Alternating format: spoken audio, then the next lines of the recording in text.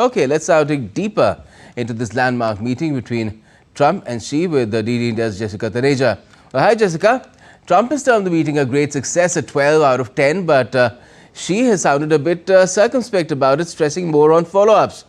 And Chinese markets have gone down slightly, gaining a little towards the end. Asian markets a bit mixed as well. How should one assess the outcome of this exchange? Well, there have been certain advances made when it comes to easing of tensions between the two, the kind of, trade volatility that had been enabled because of the world's two biggest economies sparring over tariffs. And certainly this meeting has been given that level of importance where President Xi and President Donald Trump met, and as your report also pointed out, the tariffs are now down by 10 percentage points earlier, which was at 57%, if you recall, Gautam. Earlier this year, the tariffs were at 145%, which was quite significant and had initiated a tit-for-tat sort of tariff war between the two. And this discussion particularly did focus on, of course, America's concerns over not just the export of soya bean, but also on the export control of the rare earth minerals, which is very important for the United States, as it had really completely delayed a lot of manufacturing, and many industries were affected by that one challenge that the Chinese dispensation had put forth when it comes to Trump's tariff tirades.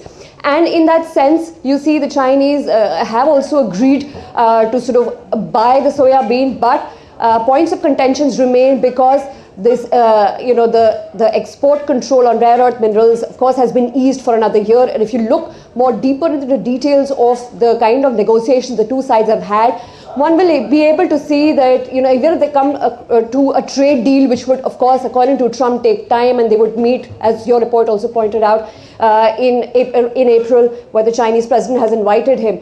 But that deal would also be reviewed annually, and it goes on to suggest that the trade relations between the United States and America have changed in a very, very different way and subject to review annually, which means more volatility and disruption in supply chains for not just both the United States and China, but also the rest of the world that does trade with the world's two biggest economies. And that perhaps should go on to suggest that the kind of decision making that has taken place in South Korea on the sidelines of the APEC summit is a very temporary ease in the kind of tensions one is witnessing right now. This is coming across, Jessica, more as an understanding rather than a clause-by-clause negotiated trade deal. Perhaps the biggest relief here is on the rare earths front, not just for the US, but for the entire world.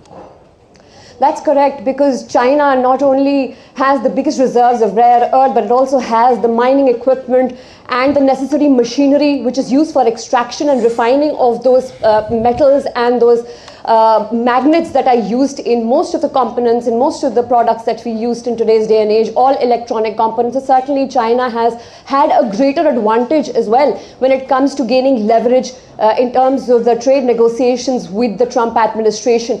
And perhaps one of the countries that did sort of, in a sense, resist Trump's excessive pressures, even when it comes to soya bean imports. China's Commerce Ministry data suggests that just the last month there was zero imports of American soya bean, which earlier, if you see, used to be around 2.5 billion. So a big loss for the American farmers, but the Chinese were able to resist it because they did not want to go through the geo-economic uncertainties that have sort of surfaced because of this tariff war between the two nations and how Donald Trump is treating the global economy. Yes, certainly, and one can only hope that both the sides do as they say, since nothing's been documented, and sometimes we've seen especially China not doing what it says.